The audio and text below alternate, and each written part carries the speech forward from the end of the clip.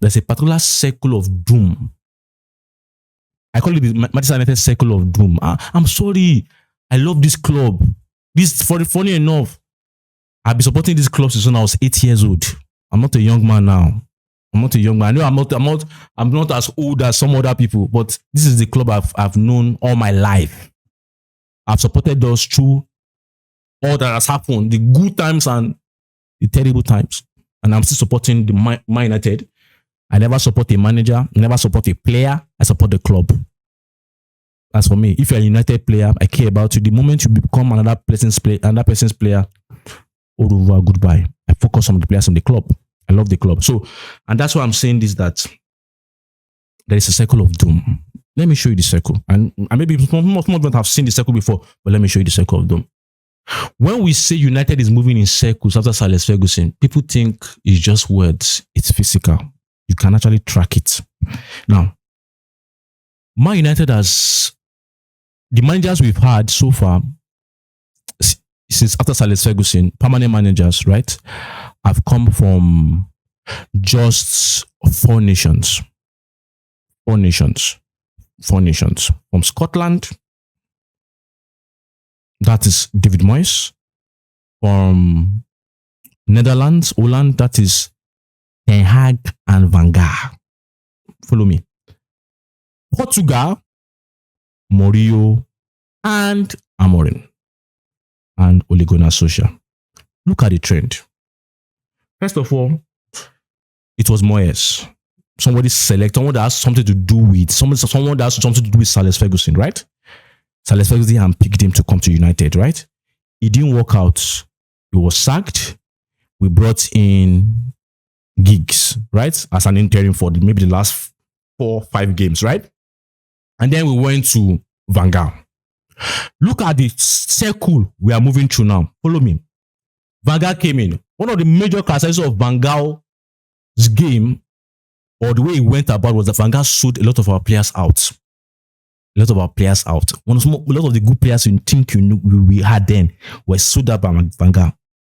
Check the same pattern occurring in the other Dutch manager that came after Van Gaal, Erik ten Hag. What happened? Sold players out also. Right? Sold players out. Players that you think are good, academy boys that you think are good, sold them out. You know? And they tried to do a whitewash and ultimately did not succeed. Now, who took over after them? Because when you look at when Van Gaal left, the next permanent manager after Van Gaal was a Portuguese. Who was the Portuguese after Van Gaal? Jose Mourinho. After Ten Hag left, who was the next permanent manager after Ten Hag? A Portuguese. Can you see the trend now? Ruben Amorim. Yeah, I know this on the pitch activities, differ. Mourinho won trophies. Amorim did not win anything. Amorim had a very terrible record for Manchester United in terms of the stats, right? Okay. Now, Mourinho had an issue with one of our academy boys, a one-time academy boy, in form of a dark midfielder or Pogba. Yes or no? Amorim is had an issue also with a young academy boy. Midfielder also, midfielder, in terms of not playing and everything, with what could minor. Mourinho left because he felt the ball was not ambitious enough. They didn't back him enough. Yes, the results also were contributory, but Mourinho was also coming out to talk about the heritage of the club, that the club is not ambitious enough, that the club, you understand, is not pushing enough. Amorim also the same thing. After Mourinho left, this is why I will end it. Who came aboard as the caretaker after Mourinho? We had Ole Gunnar Solskjaer, caretaker, right? Now, it's looking like after Amorim now, we have been still having that person, Ole, coming in. And who knows, maybe Ole will repeat what he did in terms of go maybe 10 matches unbeaten. And the board decides to give Ole the job the same way Glazers gave Ole the job then. And maybe the circle again. Ole will not become permanent manager, reach certain finals, not able to win. Then he will be sacked.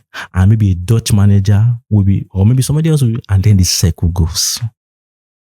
When I tell you that there is a circle of doom in this club, there is truly a circle of doom. I don't know if you get that picture. There's truly a circle of doom.